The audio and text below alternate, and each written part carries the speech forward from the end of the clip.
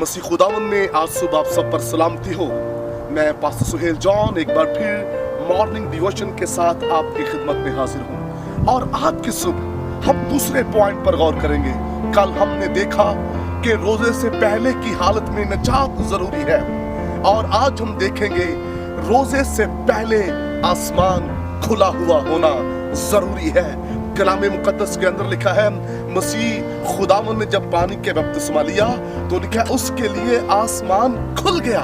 और इसलिए मैं आपको बताना चाहता हूँ इससे पहले आप और मैं रोजे में ठहरे उससे पहले जरूरी है कि हमारे लिए आसमान खुला हुआ हो, क्योंकि अस्तफना की किताब के अंदर लिखा है कि मैं तेरे लिए आसमान जो है पीतल का और जमीन लोहे की कर दूंगा।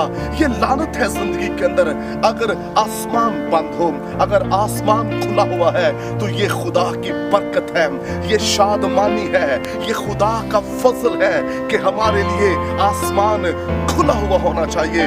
जब आसमान खुलता है तो फिर बरकतों की बारिश जिंदगी के अंदर होती है। इसलिए कि जब आप रोजा रखें तो उससे पहले आसमान खुला हुआ होना जरूरी है कि खुदा का आसमान जो बरकतें बरसाता है, जहां से बरकतें नाजिल होती हैं, वो हमारे लिए खुला हुआ होना जरूरी है। इसलिए कलामे मुकद्दस के अंदर लिखा है कि मसीह के लिए आसमान खुल गया। इसलिए हमारे लिए भी ये जरूरी है कि खुदा का आसमान खुला हुआ होना चाहिए। अगर आसमान बंद है तो फिर दुआएं आसमान पर नहीं जाएंगी। अगर आसमान बंद है फिर रोजे एक्सेप्ट नहीं होंगे। अगर आसमान बंद है फिर कोई तरक्की नहीं, कोई मुआवजा नहीं, कोई बरकत जिंदगी के अंदर नहीं आएगी। अगर आसमान खुला हुआ है तो फिर बरकतें हैं, फिर मुआवजे हैं, फिर खुदा का जलाल जिंदगी के अंदर जाहिर होने को है, फिर आपकी जिंदगी के अंदर बड़े बड़े काम होने को है। और मसीह खुदावंद ने इससे पहले कि वो रोजे में ठहरते उससे पहले उन्होंने पानी के बपतिस्मा लिया और फिर लिखा जैसे वो पानी से बाहर निकलते हैं तो उनके लिए आसमान खुल गया। इसलिए जरूरी है कि हमारे लिए भी आसमान खुला हुआ होना चाहिए खुदा। इसलिए मेरे अजीजों, खुदा के आसमान के खुल जाने के लिए दुआ करें।